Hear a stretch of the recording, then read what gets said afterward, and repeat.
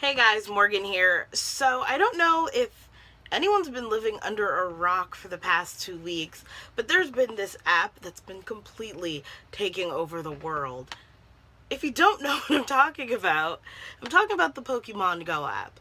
I personally have been slightly obsessed with it, and I've always loved Pokemon, so I kind of figured Pokemon, books. Let me see if I can actually make a book tag. Question 1. Pikachu. What was the first book or book series that sparked your love for reading? Contrary to popular belief, the first book series that I read as a kid was Daughters of the Moon by Lin Ewing. This series is about a bunch of teenage girls who end up having powers, and they have to fight this ancient demon. There are 13 books total in the series, but I was obsessed with. Number 2, Squirtle. What is a book or book series that made you cry? The Little Prince. If any of you have read this book or gotten to the end of this book, it is completely tragic. The ending made me cry like a baby. Number 3, Charizard. What book has a dangerously emotional main character? I am going to pick Christopher from The Curious Incident of the Dog in the Nighttime. Christopher is an autistic teenager who one day discovers that his neighbor's dog has been killed, and he is set out to figure out who done it. And we're basically reading this story through his eyes. Dangerously emotional. A cop touched him and he got a warning for attacking a cop. The book, if you haven't read it, I would so highly, my hat fell off. I would so highly suggest picking up this book. Number 4, Bulbasaur. Name a book that you think is ridiculously underestimated. For underestimated books, the first book that popped into my head was Persuasion by Jane Austen.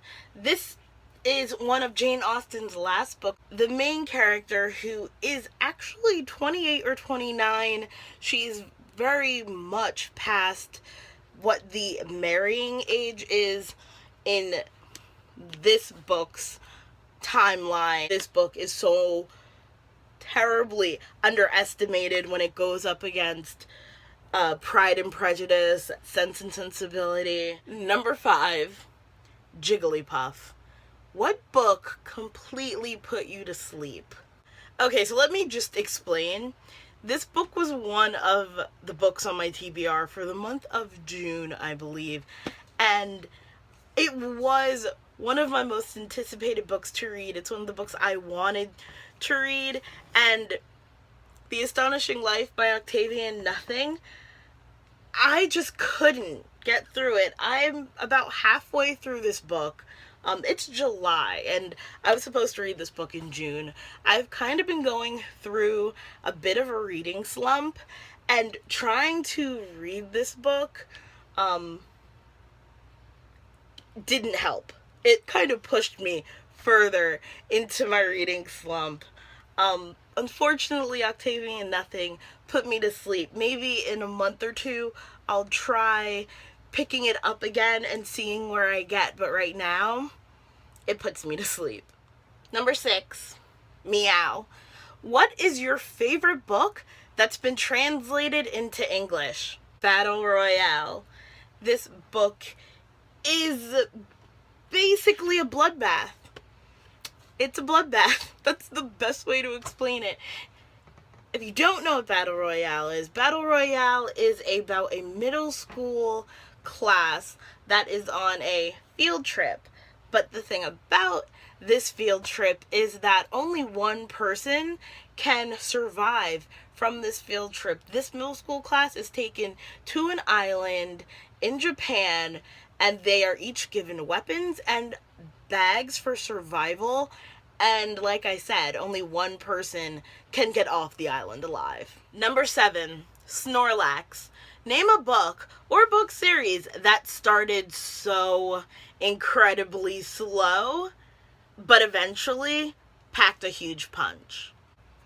Snorlax was definitely Queen of the Tearling by Erica Johansson. I don't know if I would call this a dystopian. It kind of is a dystopian.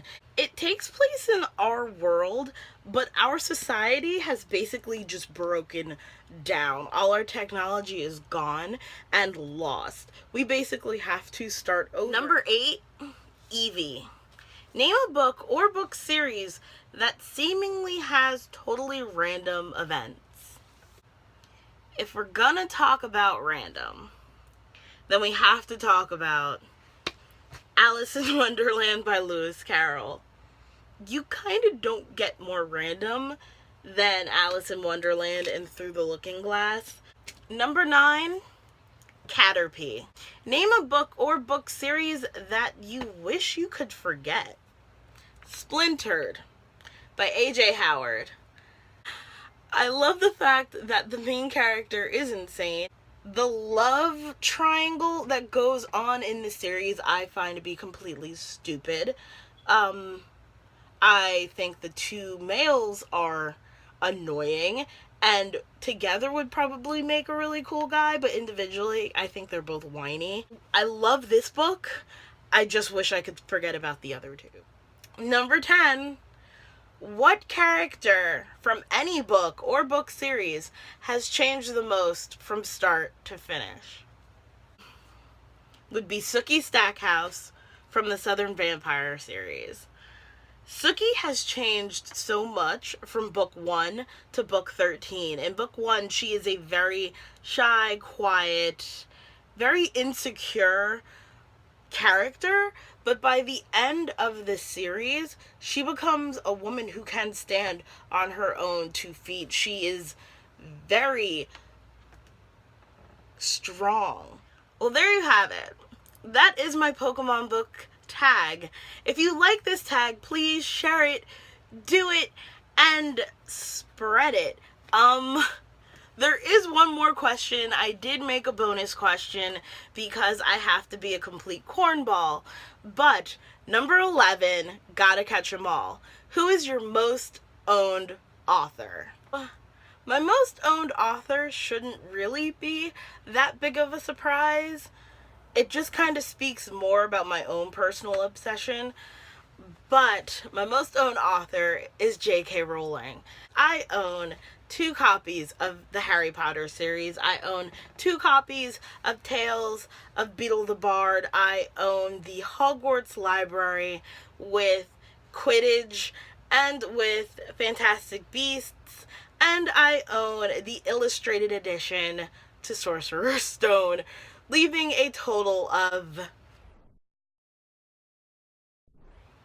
giving me a whopping total of 19 books. There you have it, guys. That is my Pokemon Go book tag. If you like this book tag, consider yourself tagged.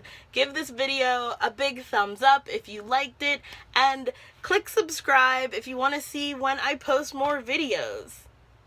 Other than that, I'll catch you guys in the next one.